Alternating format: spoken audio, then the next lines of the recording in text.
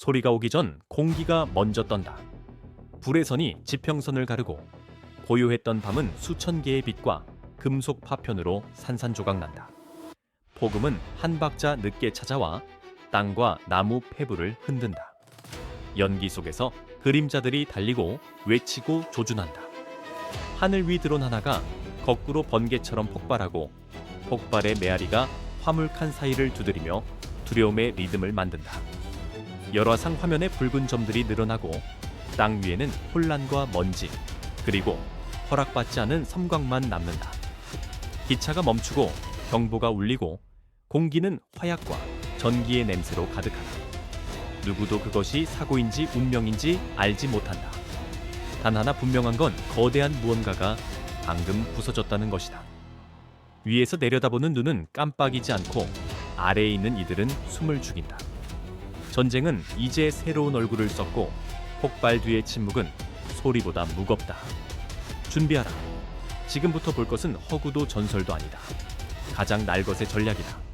이 모든 것이 어떻게 시작되었는지 함께 지켜보자.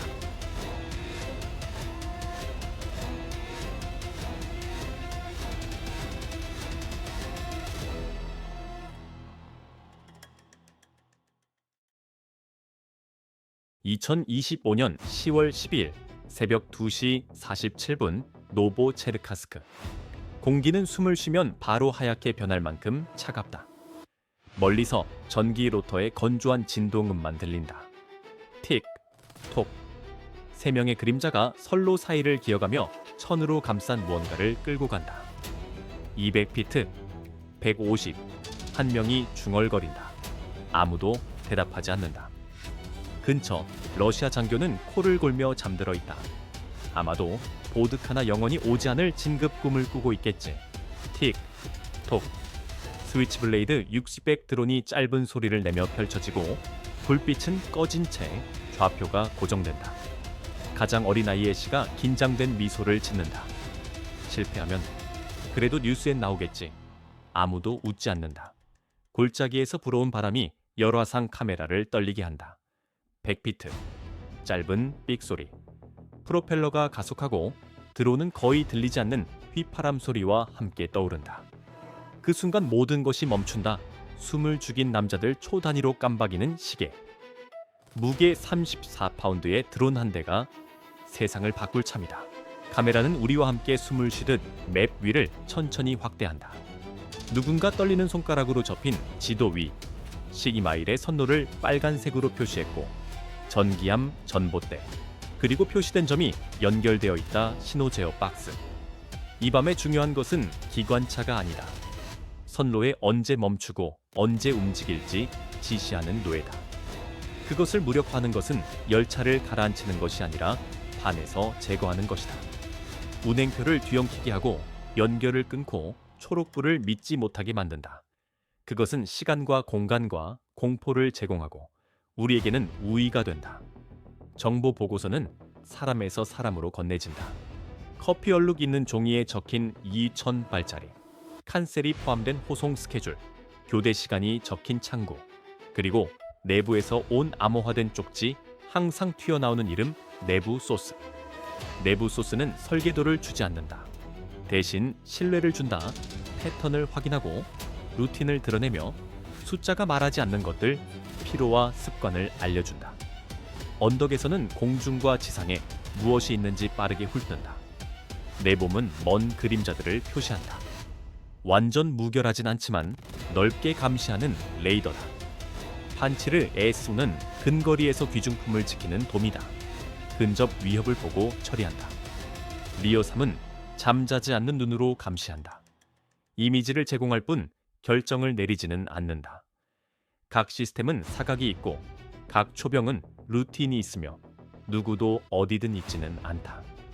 그 틈을 우리는 노린다. 검은 유머도 빠지지 않는다. 정보원의 쪽지에는 잉크로 그린 미소와 빈정거리는 한 줄이 있다. 소문 전술 덕분에 순찰이 50% 줄었어. 감시실의 음악을 바꿨더니 아무도 몰랐지. 우리는 그 캠페인을 설명하지 않는다. 그저 결과만 말한다. 눈이 줄고 순환이 줄고 경계에 더 많은 침묵이 생긴다. 그 잠깐의 틈, 그 감시의 균열이 실행 가능한 계획을 가능성으로 바꾼다. 지도 위 불빛이 깜박이는 동안 사람들은 크게 숨 쉬지 않으려 애쓴다. 이건 영광을 위한 것도 헤드라인을 장식할 폭발을 위한 것도 아니다. 철덩이를 파괴하는 것이 목적이 아니라 그것을 움직여온 대화를 끊는 것이다. 그래서 이 작은 박스 하나가 어떤 화물칸보다 더 가치 있는 것이다. 명령이 낮게 떨어진다. 조용히 마치 나쁜 소식을 들려주기 전에 그 침묵 같은 톤으로. 지금 스위치 블레이드는 떨어져 나가고 카메라는 마치 임무감이 강한 탄환을 따라가듯 비행한다. 방파르 대신 날카로운 엔진 소리와 모두가 목에 걸고 있는 시계의 똑딱거림만이 있다. 드론은 선로 옆에 작고 초라한 콘크리트 박스에 접근한다. 그 상자는 주목받지 못하지만 수천 톤의 움직임을 결정하는 존재다. 드론배에 실린 작은 장치는 광경을 원하지 않는다. 효율을 원한다. 타격하고 폭발하고 한순간 모든 것이 압축된 빛과 소리가 된다. 기관사실 안에서 불빛은 자신만만한 녹색에서 건조한 적색으로 바뀐다. 철도의 규칙은 시적이지 않다. 신호가 끊기면 규정은 제동을 명한다. 먼저 기계의 신음이 들리고 이어서 날카로운 마찰음, 그리고 수천 톤의 무게를 멈추려는 제동의 둔탁한 충격이 이어진다. 열차는 점점 느려지다 마침내 멈춘다. 밤 풍경 속에 멈춰선 철덩어리 그 내부의 화물이 마치 우리 속의 짐승처럼 숨을 쉰다. 왜 기관차를 직접 공격하지 않았을까? 움직이는 목표를 작은 무기로 맞히는 것은 도박이다. 명중 확률은 낮고 노출은 크며 소라는 전체 계획을 망가뜨릴 수 있다. 움직이는 것을 정지시키는 것이 더 낫다. 적이 자신의 혼잡을 스스로 만들게 하는 것이 더 잔인하지만 효과적이다. 드론 시점은 현장의 미세한 디테일을 보여준다. 패널이 그을린 제어 박스 죽어가는 깜박임 떨리는 손으로 초를 보는 엔지니어의 손목시계. 기관사가 레버를 당기며 놀라움과 체념이 섞인 표정을 짓는다. 어둠 속에서는 긴장된 웃음소리와 건조한 농담이 흘러나온다. 열차를 멈춘 게 아니라 잠깐 이쪽이 더 편하다는 걸 설득한 것뿐. 그들은 축하가 아니라 긴장을 풀기 위해 웃는다. 멀리서 전자 눈들이 이상 신호를 포착할 것이다. 열적 펄스, 전기적 흔적 섬광 의도는 묻지 않고 사건이라고 외친다. 그러나 그 잠깐 동안 선로가 갈라지고 목표가 고정된 모습 앞에서 계획은 가장 깨끗한 얼굴을 드러낸다. 목표는 멈추었고 우위는 확보되었으며 다음 단계가 적이 조각을 맞추기도 전에 시작될 시간도 확보되었다. 새벽 2시 54분 고요함이 여러 겹으로 깨진다. 먼저 자갈 밑에서 나는 속삭임이어서 금속이 제자리를 찾으려 앓는 소리. 자세한 설명은 하지 않겠다. 선로 옆에 조용히 숨겨둔 폭약들이 있었고 그 자리들은 돌멩이와 그림자 외에는 아무것도 아닌 듯 보였다. 예쁘게 하는 일이 아니라 더럽고 인내를 요하는 공학 작업이었다. 누가 흙을 움켜쥐고 언제 숨을 멈출지 아는 손들만이 있었다. 작업 중에는 노래 같은 건 없고 방수포가 비비는 소리 버클이 딸깍거리는 소리 긴장을 풀기 위한 퉁명스러운 농담 하나쯤 들린다. 만약 망하면 농담은 줄일게. 명령이 떨어지자 폭발 장치는 대형 무기가 좀처럼 해내지 못하는 일을 해냈다. 선로의 연속성이 사라졌다. 첫 폭발은 불꽃놀이나 쇼가 아니었다. 전략적 일격이었다. 파편이 부착부를 떼어내고 빔이 오래된 철사처럼 휘어지며 침목들이 튕겨나가 어두운 곳에 맞춰 꺼져버린 퍼즐 조각처럼 흩어졌다. 카메라가 들이댔을 때 잔혹한 세부가 드러났다. 비틀린 강철이 횃불빛을 반사하고 자갈이 송기송이 들려 올라가며 한때 직선이었던 곳에 금이 생겼다. 그때까지 거대하고 자부심 있어 보였던 열차는 올가미에 걸린 짐승처럼 꼼짝 못하게 되었다. 화물칸 안은 무거운 침묵으로 가득했다. 이돈 전발의 탄약은 관성에 묶여 제자리에 있었고 이제는 그들을 지키던 사람들과 같은 강둑에 머물러 있었다. 정지된 수백 톤의 철덩어리를 보는 데는 영광이 없다. 냉정한 계산과 기회의 달성만이 남을 뿐이다. 멀리서 작전팀은 알았다. 물리적 폭발은 대가를 치른다는 것을. 큰 폭발은 고유한 신호를 동반한다. 열적 흔적 섬광 주파수의 윙윙거림. 모두 그 밤을 지키는 감시 체계들에게 무언가 일어났다고 외친다. 상상이 아닌 물리다. 그 열적 펄스 섬광 통신 대역의 잡음은 감시자들의 귀에 닿는다. 한편 통제소에서는 누군가가 벌떡 일어나 화면을 보고는 낮게 욕을 내뱉었다. 경보는 의도를 묻지 않는다. 계획은 가시성 제한을 전제로 했고 혼란이 조정으로 바뀌기까지의 짧은 시간이 우리에게 충분했다. 그리고 적의 보급망에 남기는 조롱은 짧게 하면 된다. 한때 생명과 전쟁을 나르던 선로는 이제 비틀린 강철과 멈춘 열차일 뿐이다. 밤은 더 이상 조용하지 않다. 누군가 지휘하는 오케스트라처럼 소리들이 제각각 울린다. 세대의 TBT 미끼 드론이 올라올 때 그들은 숨어들기 위해 나온 것이 아니다. 반대로 빨간 카펫을 깔 듯 눈부시게 떠올라 하늘을 감시하는 존재들에게 초대장을 보냈다. 판치르 S1은 자랑스럽고 정확한 경비병처럼 이 비점들을 보고 일하러 나섰다. 레이더가 깜박이고 알고리즘은 메아리의 이름을 붙였으며 순식간에 표적 획득과 우선순위가 정해졌다. 세 발의 미사일이 사냥개처럼 날아가며 밤을 불꽃으로 찢었다. 그때 다른 쪽에서 진짜 연극 배우가 등장한다. 개조된 오를란십은 소음용이 아니라 거짓말을 하러 왔다. 매뉴얼 이야기는 하지 않겠다. 이 드론은 외부 명령에 의존하지 않고 사전 기록된 대본을 따라 움직이며 저장된 지도를 기준으로 지형을 비교해 경로를 유지했다. 그 순간 사람의 개입은 적었고 단지 예정된 궤적의 확실성만 있었다. 그리고 그 전자심장은 인공적인 신호를 내보내기 시작했다. 마치 상대 레이더가 제일 탐내는 표적의 신호를 흉내내는 것처럼 들리는 우선순위가 높은 서명이었다. 조합은 치명적이었다. 세 발의 미사일은 눈에 보이는 것을 쫓아 하늘에서 폭발했다. 그러나 러시아의 방어체계는 오를란의 신호를 진짜로 받아들이고 다른 해결책을 계산했다.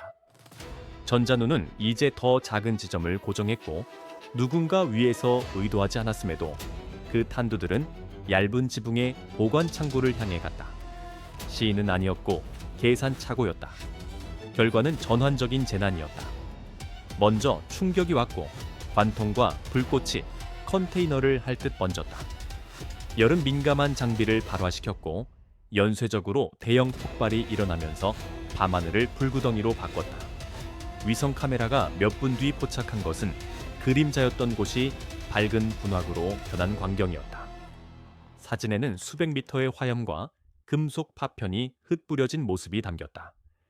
현장에서는 놀라움이 분노로 바뀌었다. 관제탑의 운용자들은 공허의 명령을 외치고 무전에는 정보보다 감탄이 더 실린 듯했다. 한창교는 큰 소리로 욕을 내뱉고 다시 조용히 중얼거리며 깜박이는 화면 속 책임자를 찾으려 했다. 아무리 정교한 시스템이라도 현실이 가정과 부딪히면 오류는 드러난다. 거리를 두고 있던 이들 중 일부는 냉소를 감추지 못했다. 스스로 불꽃놀이를 열었네. 누군가 반농담으로 말했다. 비극을 우습게 표현한 것이지만 불편한 진실을 담고 있었다. 기술적 굴욕은 물질적 손실만큼 고통스럽다. 몇 분 안에 사냥꾼들이 출격 명령을 받았다. Mi-28이 곧 이륙해 굴욕을 바로잡으려 할 것이다. 반대로 계략을 설계한 쪽은 억지로 축하하지 않았다. 할 일이 많았기 때문이다. 하지만 냉소적인 미소 하나는 허락되었다. 기만은 성공했고 밤은 조금 더 우리 편으로 기울었다. 관제 화면의 피해 집계가 늘어나는 동안 폭발로 갈라진 어둠 속에 분명해진 것은 이 속임수가 단순한 술책이 아니라 적의 자만을 이용한 무기였다는 점이다. Mi-28의 굉음이 지도상의 수치심에 대한 즉각적인 응답처럼 들려왔다. 망설임 없이 상승했고 열화상으로 반짝이는 점들을 찾아 어둠을 가르며 내려왔다. ATS 팀에게 이는 최악의 확신이었다. 멀리서 나는 소음이 아니라 의도를 가진 존재가 다가오는 소리였다. 나무 꼭대기에서 내려다본 카메라는 지형의 마지막 열기까지 샅샅이 훑는 열선으로 장면을 포착했고 그 순간 작전의 환상이 불타는 현실과 충돌하는 듯했다. 인간의 대응은 즉흥적이면서도 계산적이었다. 팀장은 영웅담에 어울리지 않는 소박한 장비를 꺼냈다. 오래된 라디오를 닮은 장치였고 켜지자마자 밤은 소음으로 채워졌다. 음악이 아니라 전자적 혼란이었다. 목표로 접근하던 미사일의 추적 화면이 혼란에 빠진 순간이 있었다. 추적기의 시선이 불안정해졌고 마치 라디오 주파수를 찾는 사람처럼 화면이 흔들렸다. 이는 과학과 우연이 섞인 결과였다. 최종 단계에서 탄두가 표적을 잃게 할 만큼은 충분했지만 영구적인 안전을 보장하진 못했다. 러시아의 대응은 레이저라는 현대적 해결책을 꺼냈다. 센서를 태워버리는 높은 출력의 레이저였고 발이 빼는 은유를 쓰지 않았다. 그 광선은 잔인하고도 정확하게 센서를 녹이려 했다. ATS의 하늘 누는 신뢰를 잃었고 상황의 우위는 그림자처럼 빠르게 바뀌었다. 그러나 병행에서 준비된 핵심은 FPV 무리였다. 이들은 낭만적 의미의 자유기계가 아니었다. 손에 든 섬유 케이블로 연결된 파일럿의 손에 달린 도구였다.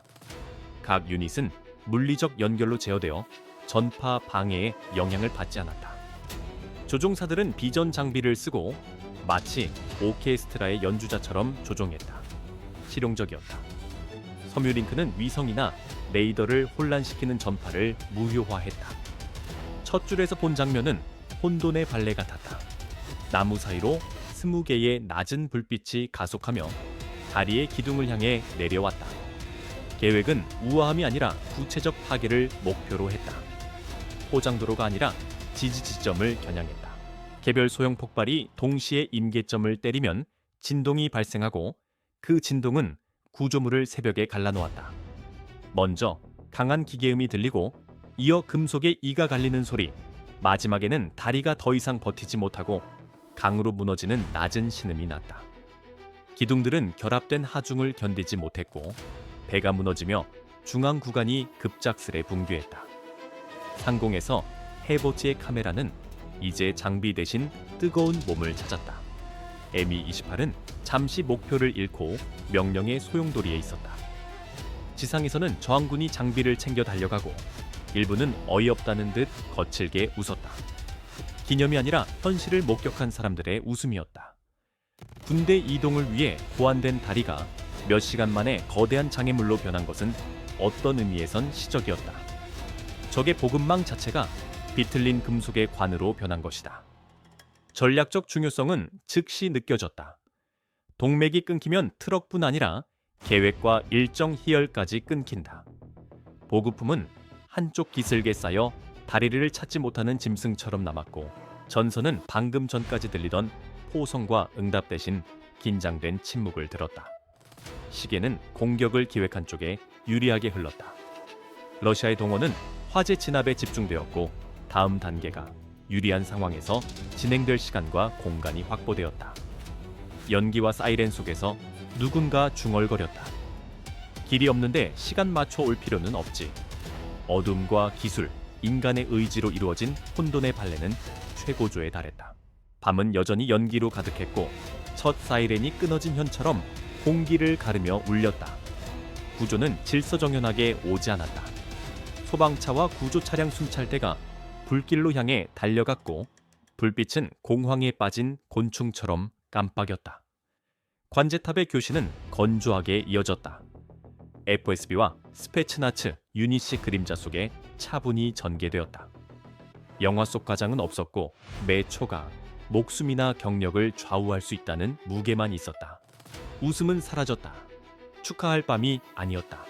몇 분 뒤 위성 사진이 도착했다. 연속선이 있던 곳에 밝은 분화구가 생겼고 거의 10m에 달하는 틈이 났다.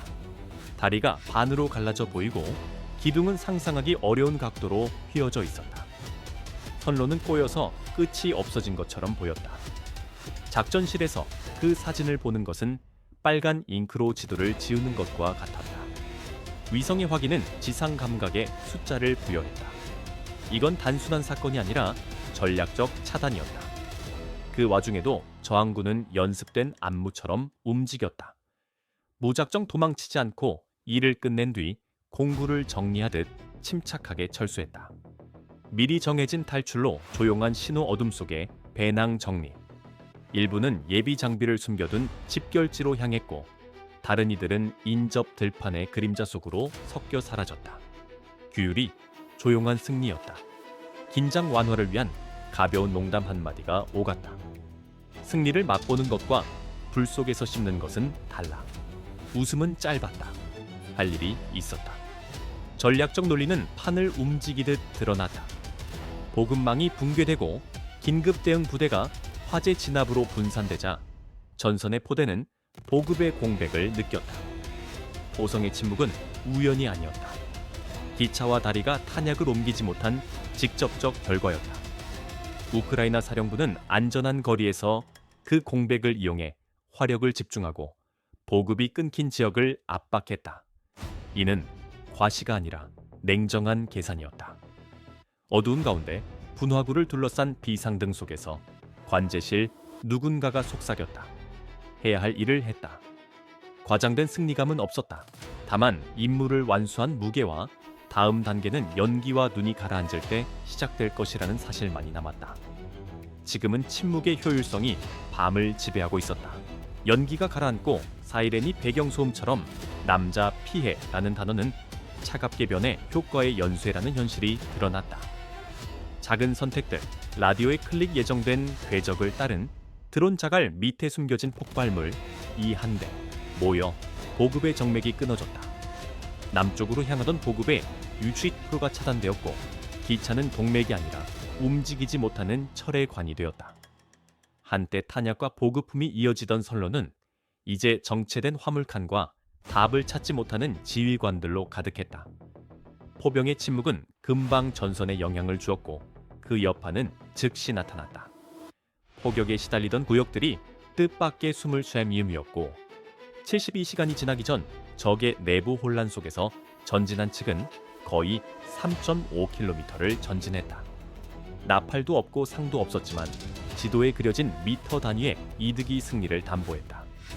전쟁은 때로는 상대가 탄약을 옮기지 못하는 시간에 얻어지는 조용한 거리로 측정된다.